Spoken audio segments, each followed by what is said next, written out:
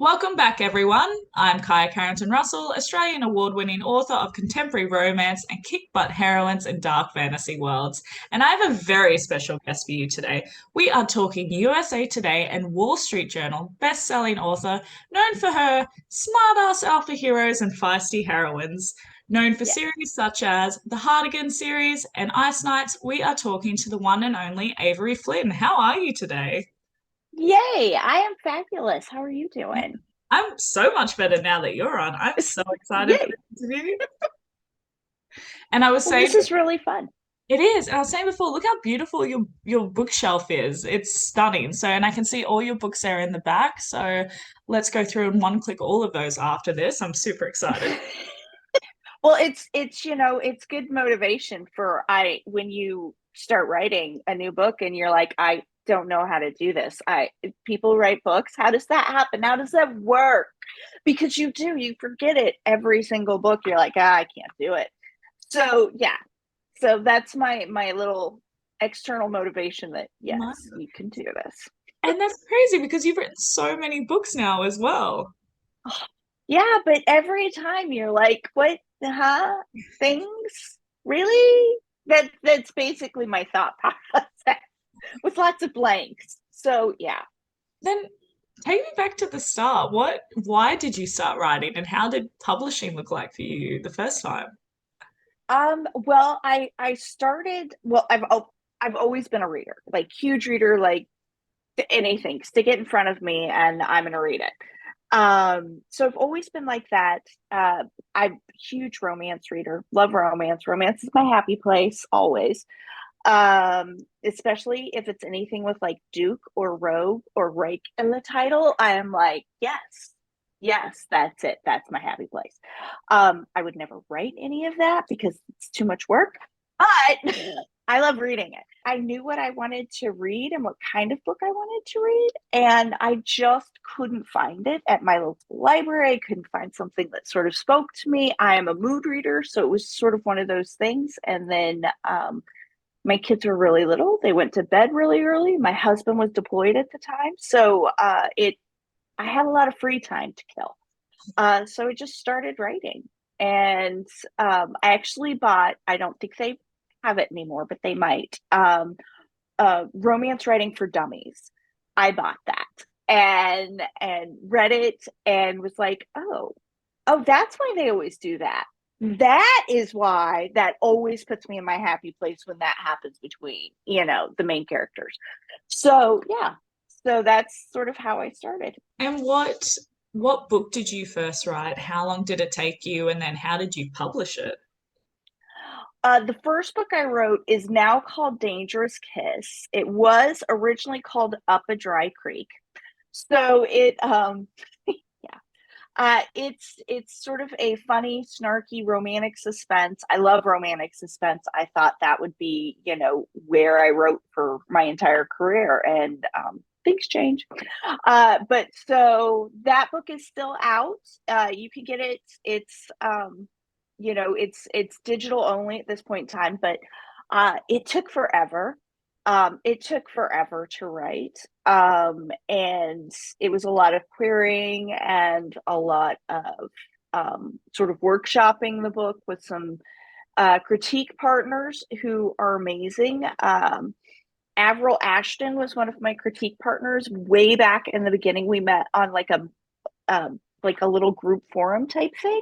We have never met in person. Her books are fabulous if you have never read hers. Very sexy, very fun contemporary romance. So that's sort of how that worked out. And then a small digital publisher bought it, and that's how that happened. So Wow. yeah, What year was that? that came out, I want to say in 2011, because I'm right just past the 10-year mark. Yeah. So yeah, Congratulations. That's amazing. thank you. Thank you. I'll Over take a it. decade. How does that make you I feel? uh, you know, it feels like I just started, and it feels like I've been doing it forever because this community is, and I think this job is very strange in the fact that like it's very cyclical. So you'll have the same conversations over and over again as a community. Like right now, a big one that people are talking about is like page length and book length and how all that stuff. And I'm like, oh, we had that conversation way back. I remember that. And then at the same point in time, though, the industry is always evolving. It's always changing. There's new people coming in. There's new stories. It stays the same and changes all at the same time. It's very weird.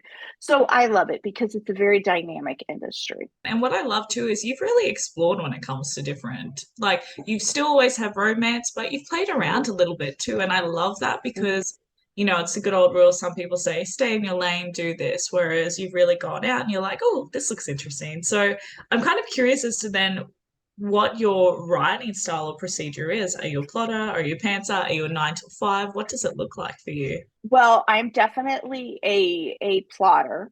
I probably plot less than I did at the beginning. In the beginning, I would do out like completely like scene by scene, like here are the 5 things that are going to happen in this scene. And I would do that for an entire book before I even started. At this point, I don't do that much anymore. And anybody who's a pantser just like threw up in their mouth. Sorry, should have warned you. But so I still plot. I like to plot. I need things that will sort of keep me focused on where I'm going. I like to have a map. So I tend to think of my plots as maps now, and run that way. I am lucky enough to get to write full time. So this is sort of my 9 to 5 job. It tends to be like depending on where you are in the book production point time. It can be an 8 to noon job. It can be an 8 to 8 job. It can be, an 8 a.m. to 8 a.m. job. So it just kind of depends on where you are, deadline wise, how things are flowing and all that. Yeah. And it changes all the time, especially, as Mm-hmm. you said, you've been doing this for over 10 years now. So things happen in your life, you have to adjust it accordingly. And I guess that is the pros and also the cons of not just having an office job, so to speak, like you Yeah. have the ability to adapt it around your life, but your life really does impact it as well and how you're able to and when you're able to write. Oh, absolutely. And, if you've got kids that are involved in things. I don't know a single writer with kids who hasn't written at least 3 chapters sitting in their car while their kids like at sports practice or something, or at ballet or doing something. So yeah, we're a little adaptable, I think. I want to talk about your upcoming release, Anger Bang. Tell us more about this because that cover is so next level and I love it. And I was reading the blurb and I was like, I don't even know what to make of this book, but I know I want it now. You know what? This book is so much fun. So it came around because another author hated that cover. I know this author and I love this author, and it was not her vibe. So totally, on them. I think it's sort of like, how there's always not every romance is your romance. You know what I mean? As a reader, I feel that deep in my soul. And so same thing with book covers. So she very much disliked it. And my publisher said, oh my God, look at this. Isn't this hilarious? I'm so sad that this person doesn't like it. And I'm like, I love that. I don't know what the story is with that, but I want that. And we'll find something. And they had the whole series. So the next book in the series is called Walk of Shame. And then the third one is called Giant Prick. And they're all like that. They're just very cheeky, very funny, very bright. I fell in love immediately. So that's sort of how the story came about. So inspiration comes anywhere. But it's really fun. It's a story of, I would probably say, a very typical Avery Flynn heroine. She's got it together, but she's a mess all at the same time. And, she's got stuff she's got to deal with and, all those things. And she has to go to her sister's wedding. And her sister is like a D-list celebrity. And she's getting married in like this week-long reality TV show. And the whole thing is live, live streamed, all this stuff. So think like, I don't know, some Kardashian wedding mixed with Big Brother. Um, yeah. So it's insane. And they made the whole thing 80s themed because why not? And just to take it up another level of crazy. So that's sort of where we find her. She starts off there and it's horrible and it's awful and she's stuck and she's like, I'm such a pushover for agreeing to do this. And she kind of decides she's had enough of being a pushover. So it's really fun. And she ends up getting into a fight with her sister and decides that what she's going to do is anger bang the one person there who her sister hates, who's the groom's brother. And because then she'll get to rub it in her sister's face every time they look at the wedding photos, every Thanksgiving, all of this stuff. So she's just it's a revenge bang, but it's to get revenge for her sister, not to get revenge on like an ex-boyfriend or anything like that. So, and of course, shenanigans ensue and it doesn't work out like she thinks it's going to. I will warn you, it is a very spicy book. So, don't leave it around for like your mother-in-law. That's what I'm going to go with. Well, I'm curious because you said before that you're a mood reader. Are you also a mood writer, or have you been able to refine that over the years and going, okay, I need to write this type of book? I think I'm doing okay, but then I'll go back and I'll read it and I'll be like, oh, I was really into it then. Or there's like a book has like 482 food references, and I'm like, God, I really wanted Mexican food. So it always sneaks in that way, for sure. Absolutely. But I have found that the more I try to write a certain way, the less I can actually do it.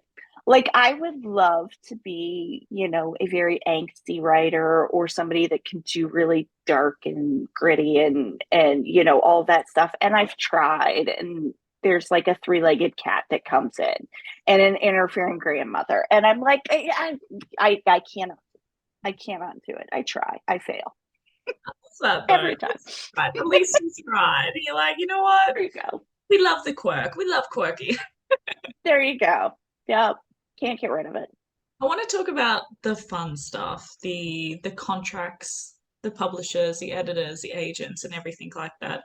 Obviously, now being in this industry for over a decade, I'm curious as to how you've found that works for you now to navigate when it comes to having multiple contracts or traditional publishing or still finding opportunities in your career. What advice do you have for fellow writers listening right now? I would say definitely remain flexible because your needs change, right? I didn't have an agent until, she's probably 3 years ago. I never had an agent. Didn't I felt comfortable working to do my own contracts and my own queries and all of that stuff. There just came a point in time in my career when I wanted to try something else. And I love Elena, and Elena is my agent. She does a fabulous job. Very grateful, very grateful.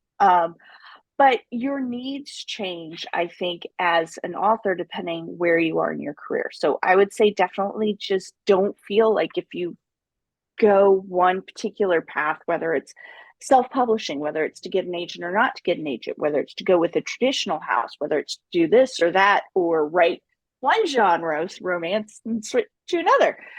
Just be flexible, and because your needs will always change. So you're not locked in, and giving something a try and it not working out sucks, but is not the worst that could happen. I think there's a lot of, and you most likely, I feel like everyone that is in this conversation has it.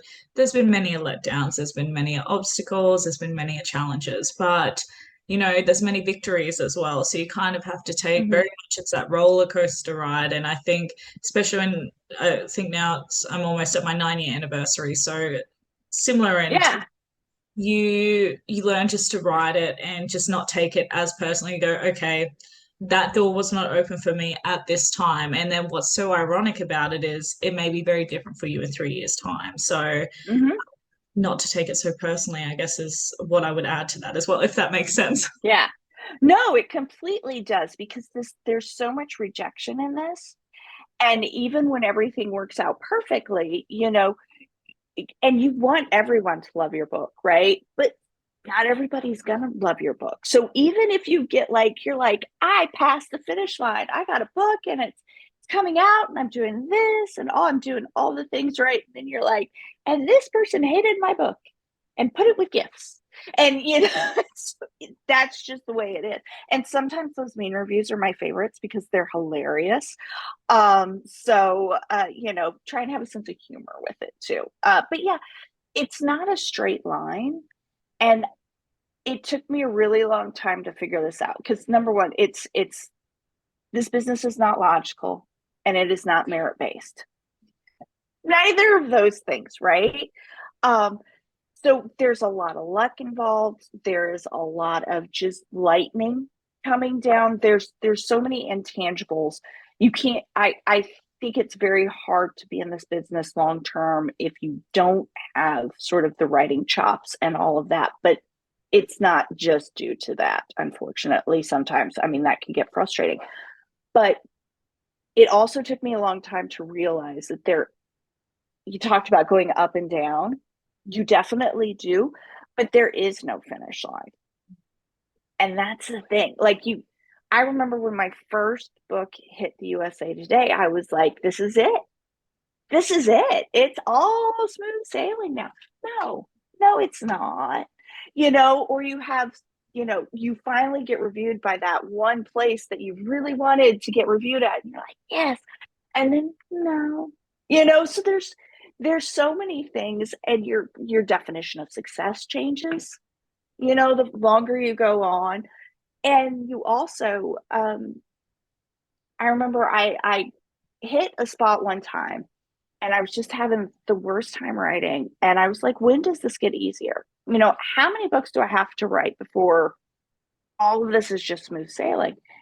And it was Kristen Higgins that said, they don't get easier. They actually get harder, because what you were expecting isn't always there anymore. You're expecting different things, and some of that shiny new, oh my God, let's put a band together feeling isn't always there. So it's always changing, and there is no finish line. What are some of the conversations that you have with yourself when you have moments like that where you're just not really feeling it, or you're like, oh, do I really have to write this book? Because unfortunately, we do have those days. Oh We yeah. always feel inspired to write it at the time, or it doesn't feel, as you said, fresh or new. So, what is a conversation that you have with yourself to say, no, keep on going, this is what you want? Yeah. I think that, well, I have two answers for that. The nice answer is, I like to eat on a daily basis. So, selling books and having money to buy groceries is a great motivator. Um, but my longer and probably more realistic answer is to, number one, always try, but also we all hit those walls, especially with all of the things that have been going on in the world and with COVID and with everything else. You can hit a really hard mental health wall, because that if you're having trouble in that ways, it makes it so much harder to write. And giving yourself the grace to be able to say, okay, you know what, it's not going to happen today, or it's not going to happen this week. And instead of beating yourself up about it, to actually step back and say, I have to reach out to my editor and tell them I'm going to need another month, or I need to talk to my agent and see what my options are. Because unfortunately, as I have learned the hard way, and am definitely not alone in this, just sitting there and staring at your computer and writing it and deleting the same 500 words repeatedly over the course of a day isn't really super productive. So, yeah, I would say, you need to do it because you've got bills to pay, but at the same point in time, you also have to be able to give yourself a chance to refill your own well when you need to. And I love this conversation because rest is so important, and we've all experienced, those who have been doing it for a couple of years, it's very familiar territory in conversations that Mm-hmm. you get to a point where you realize actually, even if I have a deadline here, if I have 1 or 2 days off, I'm going to be way more productive on those ones. And a lot of us are so in the mentality, we're like, just go, you can do it, you can do it, you can do it. Mm-hmm. And although we can, it's not always beneficial to us. And so a lot of us have had burnout. We've experienced those Yeah. really depressing cycles sometimes. So I love that you have voiced that we definitely need rest 100%. And I feel like it gets easier as the years go by in the sense that you understand your own rhythm, you understand your own Mm-hmm. flags, as in, you're starting to get tired of something here, do something like this. Whereas when you are Yeah. new, you're still figuring it all out. You're like, oh no, I can't write today. Right. Something's drastically wrong. It's not, you just need a day off.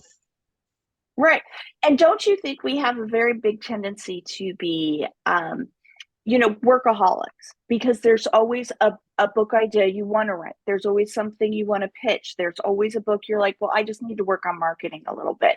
I just need to do this a little bit. And so there's taking time off is really hard. And sometimes one of my frustrations, I guess, with our industry is the fact that sometimes it's a badge of honor to say, you know what?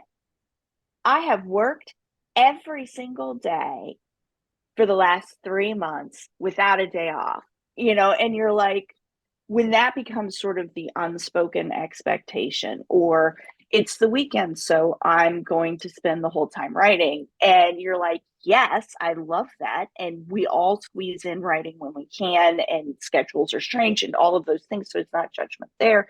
It is just simply, if you never give yourself time to step back and time to rest and let your brain do what it needs to do, eventually you dry out.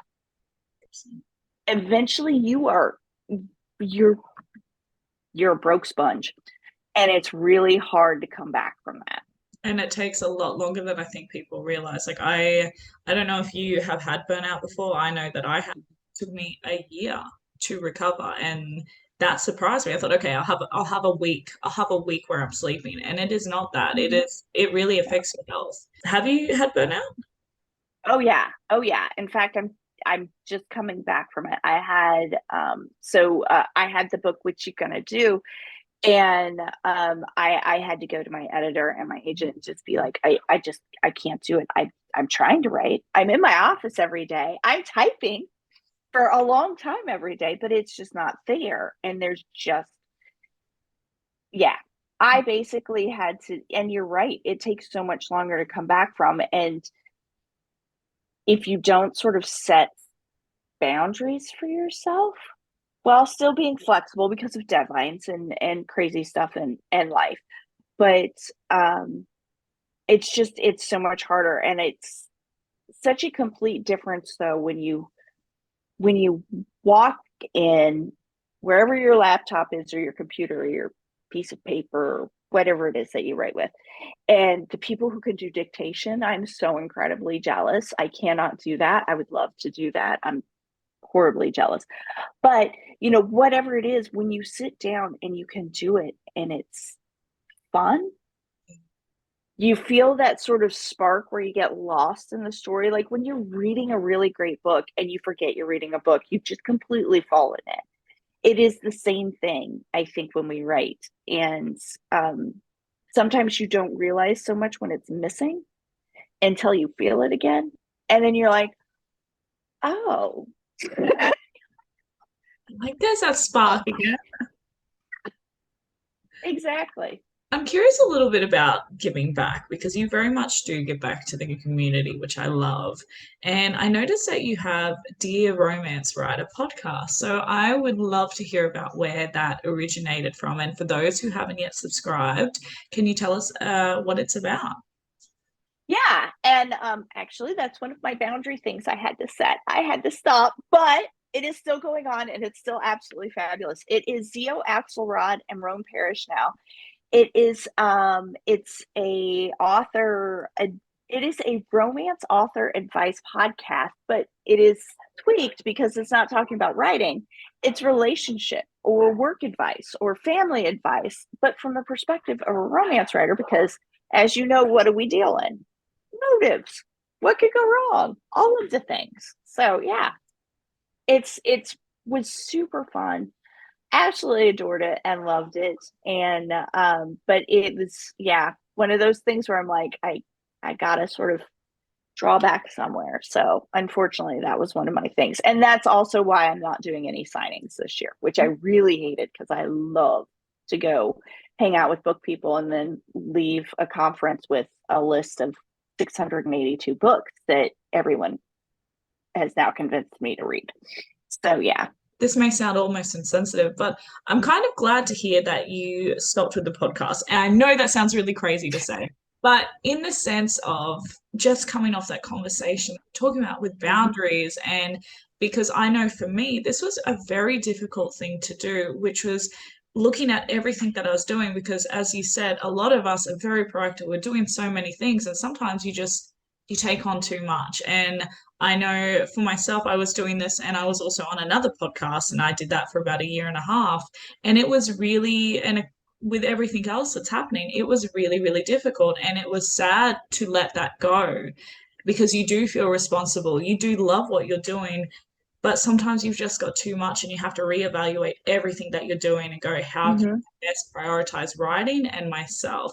And you do have to cut a couple of things on. So I would highly recommend anyone that's watching that's feeling overwhelmed, that's feeling like too much is happening, or you're not necessarily in control of your life because you're just being thrown around because you have so many activities. Down and see what is essential. And unfortunately, you have to let some things go. So I'm really happy to see it. I don't know. Yeah, no, I think you're completely right. I would say it is very few romance authors that I've ever met and talked with who are not like, I always want to say yes to every opportunity because you never know, you know, what am I gonna learn from this? What am I gonna be able to get from this? What am I gonna be able to give from this? How is it gonna help? How is it gonna be able to, we love to say yes. I think we wouldn't be writing romance if we weren't on some level, even as completely cynical and unromantic, I think we are as a group. Um, yes, we are not eating bonbons, most of us. You got close out like this. I know I am. And I'm sorry, I have never met people who are as unromantic as romance. we're quite the bunch. But I don't think we would do it if there wasn't at our core this absolute belief in and hope and optimism in the fact that things can improve, that things can get better, that all it's going to take is this couple, we are the people that put the band together. I mean, that's what it is. That's kind of, I think, us as a group, what we do, and that makes it so much harder sometimes to say no. And I think that that's one of the things that we have to learn to do. Nora Roberts once said, and I love this advice, that we're always juggling, but what we have to remember is sometimes the balls we're juggling, some of them are plastic and some of them are glass. Yeah. You can let the ones that are plastic go because they'll bounce, but you can't drop the glass ones. And so I think that's really important, and only you can figure out what those things are. It's such an important conversation to have. So I'm like, I'm thriving in this depressing, realistic conversation that we're having. That's like, just cut things, cut your losses. Your losses, walk away. Yeah. I love us, and I think that we are fabulous as a community. I think that we do a lot of really good things. I know I would be a miserable person if it wasn't for the romance books that I got to read. Because there is, there is something special about romance books that no matter which way you go, like which subgenre in it that you are, but there is just something in there that always leaves you feeling so hopeful and feeling like things are going to work out. And I think that's really, really important. And I just love us for that. But yeah, no, with all of that hope, we also have to have that snarky best friend who delivers the realism of, hey, babes, can't do it all. So, yeah. Oh my gosh, are we playing the snarky best friend at the moment? We're the snarky best friend right now. We have said, hey, babes, no. Cut it. No. Just get rid of it. It's so true. And I think, as you said too, though, a lot of us are dreamers. Let's be realistic. Mhm. We're dreamers. And as you said, we're hopeful. So we definitely think that everything is an opportunity. I know I have this mentality personally. I'm like, everything's an opportunity. I don't know where this will take Yeah. me. And then about 6 months later, I'm like, I know where this took me. I'm exhausted because I added another thing onto my plate. I should have said no to this. And that is a reality. That is the snarky best friend coming out. How do you manage social media then? Because social media can be such a time suck. It's a vortex. We want to be connected and open with our readers, but it takes a lot of time and there's so many platforms. So, what do you do to have a healthy mental balance with that? Not surprisingly, since I like to plot like I do, I tend to do a social media schedule. That helps for me. So I do stuff like that. I'm also like, I love Twitter and I love TikTok. Those are my happy places at social media. So I hate Facebook with the Fire of a Thousand Suns, but my reader group is on Facebook and I love them. So I will go on, I'll engage there, and then I get off. I never go anywhere else on Facebook. So that tends to make it a little easier. Is and Instagram, I love everybody who's amazing and super pretty and has all of the great like book things and they look gorgeous and I admire you. But yeah, you're like the people who can dictate their books to me. I don't understand it. And I love you and hate you at the same time. But yeah, so TikTok and Twitter tend to be where I tend to go. So it's sort of a schedule to hit everywhere because my choices are not everyone's choices. But then I give myself permission to not try and do it all. Yeah. So yeah. All right, now I'm going to just rat you out and just say because your background is so pretty that you are an Instagram girly. Are you an Instagram girly? Do I have to hate you and love you at the same time? I'm not that aesthetically inclined. I am on Instagram a lot, but I'm really not that. That's when I noticed this pink top with this background today. I went, oh shit. I'm blending in. I am a part of this. You are very aesthetic. I love it. I'm like, what is happening to you know what? I'm feeling my feminine energy today. We're the romance talk. Here we are as we cycle the whole way through. Mm-hmm. There you go. We're just gonna keep it going. I love this. So what then? It's not a tricky one, but what is your top 3 must-dos every time you're having a release? Do you have a particular strategy? Oh yeah, hardcore. So I am okay. So I make a schedule. Shocking. Yeah. If you're thinking, could she possibly be a complete control freak Virgo? You are correct. She is. What date is your birthday? August 30th. I'm September 21st. I also am a Virgo. Are you really? Yeah. I see it. So, yeah. We're here. Yeah. So ideally my calendar tends to be, I really start pushing about a month out. I start with excerpts and teasers and things like that, a couple times a week. And then I work up gradually until like the week before release, and release week, I'm posting multiple times a day with different things though that are hopefully engaging, right, and interesting and hit those spots. But I do because I'm one of those people, if I don't write it down, if I don't schedule it, I forget. So I just accept this on myself. Plus it makes me less anxious about a release if I feel that there's something in there that I can schedule and control, because there's so much that you can't control. I know you've read them, I've read them, amazing books that you're like, how does nobody know about this book? Because this book is fabulous. And there you can't control for that. I mean, you just can't. So it's sometimes it's a roll of the dice.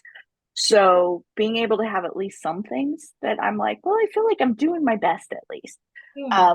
helps. So yeah, definitely for that. I'm also super lucky. I work with some great people. I work with Valentine PR, and they're fabulous. I've been in the industry long enough that I've made great connections with book bloggers and reviewers who, you know, we've created a relationship. It's not really transactional. It really is like you feed each other. So, and as far as I'm always going to that. We'll go back and forth because we like the same kind of books. So, it tends to work out well that way. So you do that. I'm also super lucky. I am in an area with a lot of romance writers. So I've met uh and developed relationships with a lot of romance writers. And so that has made it easier for me as far as reaching out to people and saying, hey, if you've got time, do you mind giving this a shout out? I'll happily give you an arc, all of those things that you try and do. um and I think it sounds transactional when you put it that way, but it's just more of like, we're all in this boat together, we're all in this industry together. You create relationships with people, whose books you're going to love, whose books you're excited for, whose books maybe aren't your cup of tea, but they're great books, and you want to help spread the message, you want to evangelize about romance, you know, and you want to make sure that the people who would love these books hear about these books. And from a reader perspective, I'm always looking for the next book that's going to make me super happy. Well, then we're gonna go to our not so happy place. Okay. What would you, cool. What would you say your greatest challenge has been so far in your career, but then also your greatest accomplishment? I think there's been a ton of challenge. um I'm not gonna lie. I have had books that have sold 60 copies over an entire release month and been curled up, in a ball on my floor. I've had books that have done, really well. It's like that highs and lows. So I think the biggest challenge has just sort of been getting perspective, knowing that, you know, you can burn out and you have to give yourself time to come back. I was actually emailing with my editor today. I'm like, I am doing so much better. I'm like, I am not writing as many words as I did before, but I just had to let that shit go and say, that's not who I am as a writer anymore. So I'm not doing that many words a day. Or the comparison. That's always so hard. You look at folks and you're like, oh, but I want that. I want to be able to write that many words, or I want to be mentioned in that thing, or I want that book to be centered on the back of the little end cap, or whatever it may be. And I think what's important about that is not denying that you do it, because I think it's a pretty human experience, but to be able to step back and say, okay, so what do I really want out of that? Is it that I really want that, or do I want, what is it that I'm looking for to get there, and how can I use it to motivate me as opposed to letting it poison me? And I think sometimes that can be a challenge. So definitely that. I think the biggest rewards with this career, and this sounds horribly cheesy, I'll just straight up be upfront with it. There is, as somebody, obviously we all were readers first, at least most of us, unless there's somebody out there, they probably dictate. But somebody out there who's just, phenomenal from birth. But we have all had those times where it was a book, most of us, where it was a book that made a huge difference in our life. Whether it taught us something, or it helped believe something, or it It gave us room to feel something we couldn't feel otherwise. It taught us something. It made us think about the world in a different way. I mean, that power that books have, because it's such an intimate experience reading, that is huge, you know. I think one of the biggest books to ever have like a huge impact when I was young was Bridge to Terabithia to me. Love that book. I was a grown ass adult and stood in line to get her signature, to get a signed book from her. And I was bawling like a baby because even now I'm like, but it's, you know, it means something to you, you know. And so I think probably the most rewarding part of this job is when you hear from readers or you meet readers who are like, I had this going on and it was this, but you know what? I read this and it was dumb and it was stupid, but it made me laugh for a couple hours, you know, or whatever it may be. And I think that is incredibly powerful and not something I take for granted. Now you made me cry. I was like, where did we go from cynical best friend to you bawling your eyes out? What have I done to you? I'm scared, damn it. It doesn't change for us. I mean, I feel like I'm speaking for most people. I just know for myself, but even to this day, there are authors that I've met. I remember as a teenager that inspired me, and then meeting them, but then sitting with them as an equal is a really profound feeling. It's kind of, you realize it's every generation sort of thing. And then Mm-hmm. are that person that people are coming to and like having this moment, having this connection going, you really inspired me for this, or you did that, and you're like, dude, I was wearing my PJs the entire time. I was I hadn't showered for 3 days by that point. 100%. And just, it's a very, off the floor. it's a profound but very unique experience, and I think that's why we do it, because we're on the other side as well. So it's just it's a full circle kind of moment, I feel like. You know, I hope this has happened to you. I hope this happens to every writer who's out there, but you meet other writers who you greatly admire. And it is always, I've always been impressed with some of the kindness that there has been out there. People who are willing to share their knowledge, share their experiences, offer advice, you know, all of those things. Some people are awful. That's every group, you know. Sometimes you shouldn't meet your heroes. But you know, I will say, I hope that everybody who writes, whether it's in romance or sadly another genre, that they you know, that they do get to meet those people who inspired them, and then it does turn out to be one of those things where you're like still feeling that way at the end. I think that's really important and a great thing. I'm curious about the writing experience. So you have co-written as well. For example, Mm-hmm. Tracy Wolf, which is really, really cool. I Yeah. enjoy Tracy Wolf's writing immensely. And so I'm just curious how you went with co-writing, because it's a very unique experience. So what advice do you have for fellow authors, and what was it like for you? I am always, I have and have always been fascinated by co-writers for a long time because again, control freak, right? Um, so I remember I fell down the Kit Rosha rabbit hole a billion years ago.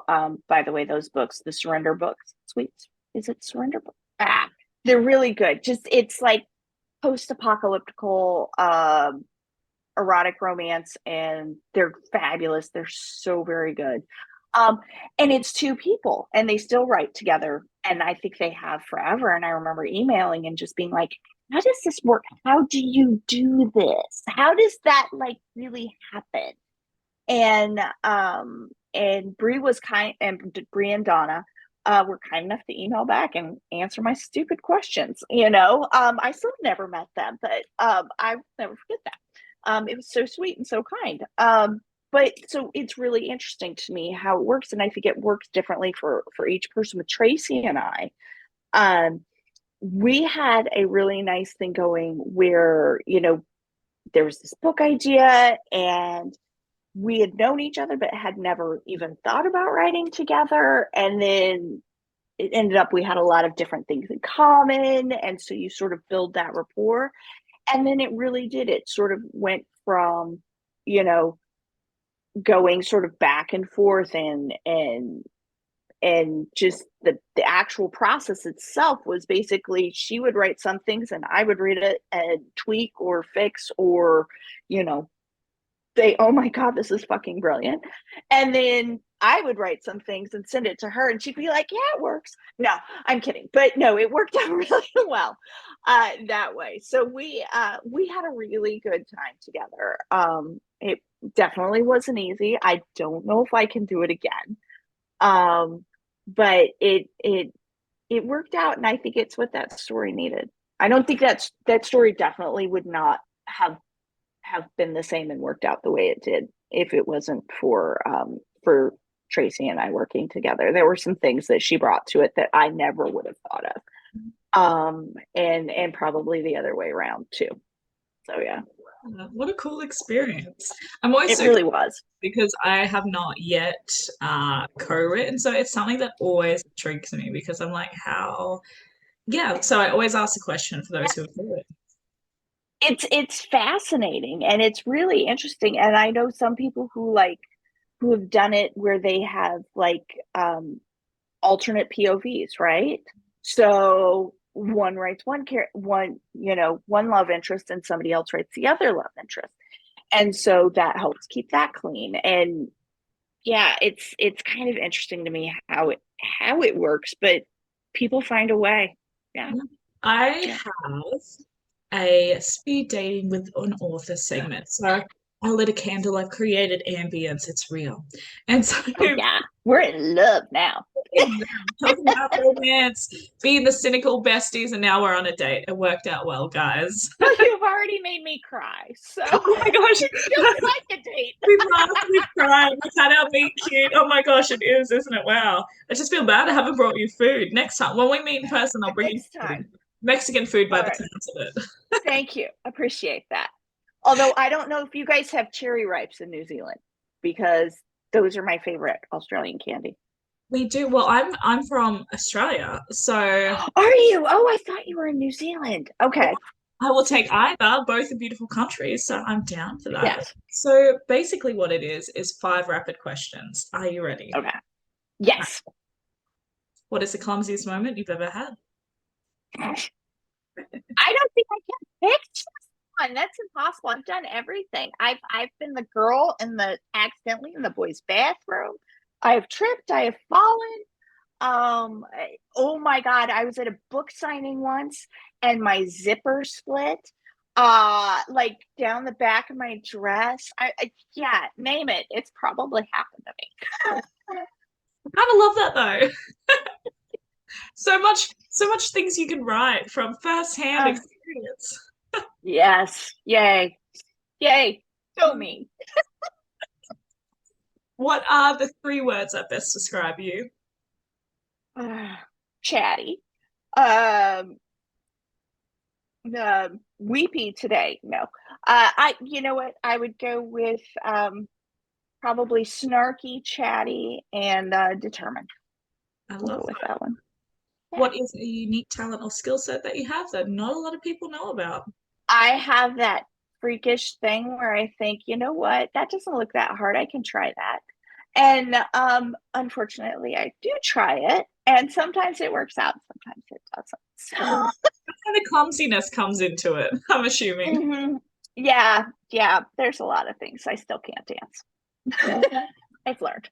What is the song that best describes you? That's really hard. I am going to go with the first one that popped into my head, and that is an old classic, and it's going to be 9 to 5 by the great Dolly Parton. I love that song. Fantastic. It's so much fun to sing. It is. It really Even if you can't. So catchy. And who has been your favorite character write and why? You can only choose one. This one's actually easy for me. I'm going to go with Lucy Kavanaugh, and she's the heroine from Muffin Top, And I love her so much and have tried to sneak her into absolutely every other additional book that I possibly can. So if there's a book that has a Harbor City tie, if she's not in there, I tried to fit her in there, just because I love her. I think she's really funny. She's super smart. And oh man, she's a shark. I love it. She's just brass balls.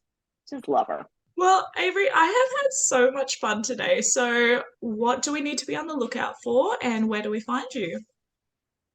Okay, so Anchor Bang is the next one. It is coming out soon, end of May.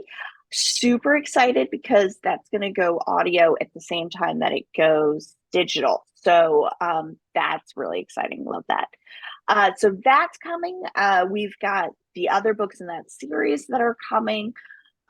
There's one more paranormal rom-com that's right after What You Gonna Do. So that's coming. I've seen the cover for that one, and it is fabulous. There's a magic car in it. And all sorts of fun things. You can always find me, unfortunately, screaming on Twitter. I don't post as much as I should on TikTok because I'm too busy watching the DIY videos and deciding I can do that. And then, otherwise, I've got a website, averyflynn.com. I've got a newsletter I need to work up on. And my reader group is called the Flynn Bots. I'm sorry they're on Facebook, but they are a great group and they're super fun. And I highly recommend. Well, who knows? Maybe we will get you back on maybe next year and see where you're at. Well, that would be fun. Yes. Thank you so much for having me. This was really enjoyable. Thank you so much for being here. And yeah, we'll see you next time. Thanks so much. Bye, guys.